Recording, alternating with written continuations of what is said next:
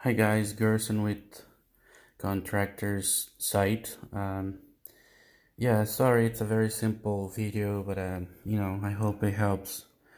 Um, this is a decor outlet. It's very simple. If you're doing yourself, again, make sure the power's off and load, line and load. I think the simplest way to describe is you see the ground wire on that side.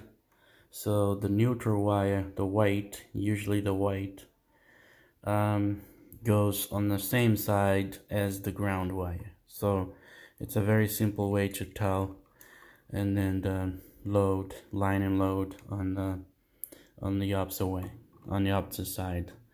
That's pretty much it. And then in this case it's line and load because it's feeding another outlet elsewhere, and ground is gathered inside, and there's a wire nut with the pigtail, or basically just coming right through it. I can show in the other videos how to do that exactly.